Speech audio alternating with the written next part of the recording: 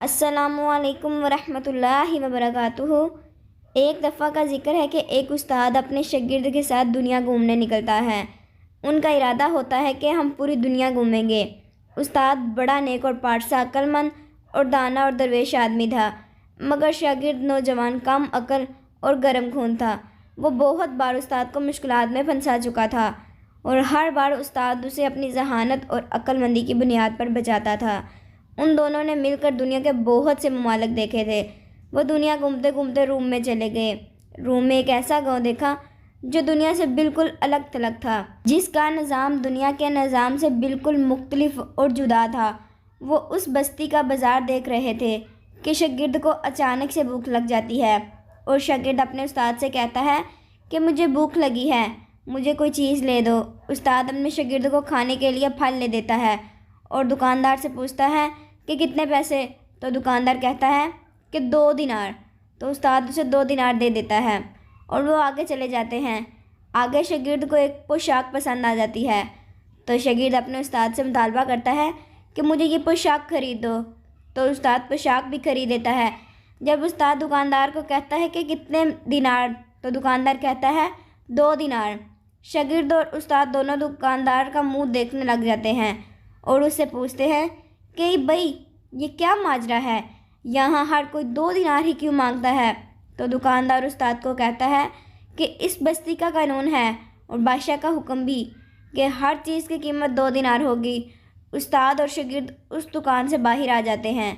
باہر آ کے استاد شاگرد کو کہتا ہے کہ جتنی جلدی ہو سکے اس بستی سے نکل جاتے ہیں، یہاں رہنا ٹھیک نہیں، یہاں ہر چیز کی قیمت برابر ہے۔ تو شاگرد استاد کو کہتا ہے کہ استاد کیوں نہ ہم اس بستی میں رک جائیں اور ہر چیز 2 دینار میں خرید لیتے ہیں اور دوسرے علاقے میں جا کے تجارت کریں، جسے ہمیں خوب دولت میں اضافہ ملے گا۔ استاد شاگرد کو ایسا کرنے سے منع کرتا ہے مگر شاگرد نہیں مانتا۔ آخر کار استاد کو ہار ماننی پڑتی ہے اور وہ دونوں اسی بستی میں رک جاتے ہیں۔ چند ہی دنوں میں شاگرد کھا پی کر خوب موٹا ہو جاتا ہے۔ وہ کچھ ہی عرصہ بستی میں رہتے ہیں کہ ایک واقعہ رونما ہو جاتا ہے۔ ایک شخص کسی کو ناحق قتل کر دیتا ہے۔ اس شخص کو بادشاہ کی عدالت میں پیش کیا جاتا ہے جس نے قتل کیا ہوتا ہے۔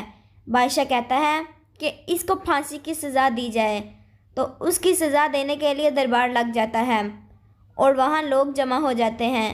شاگرد اور استاد بھی وہاں پہنچ جاتے ہیں۔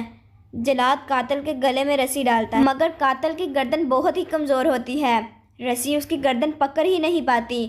تو بادشاہ سلامت کو بتایا جاتا ہے کہ بادشاہ سلامت جو قاتل ہے اس کی گردن بہت ہی کمزور ہے، رسی اس کی گردن کو نہیں پکڑ پا رہی۔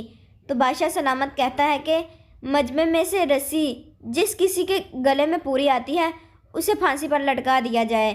مجمع میں سب کی گردنوں میں رسی ڈال کے چیک کی جاتی ہے، لیکن جب شاگرد کی باری آتی ہے تو رسی اس کے گلے میں پوری آ جاتی ہے کیونکہ اس کی گردن موٹی ہوتی ہے، تو اس کو پھانسی پر لٹکانے کا فیصلہ کیا جاتا ہے۔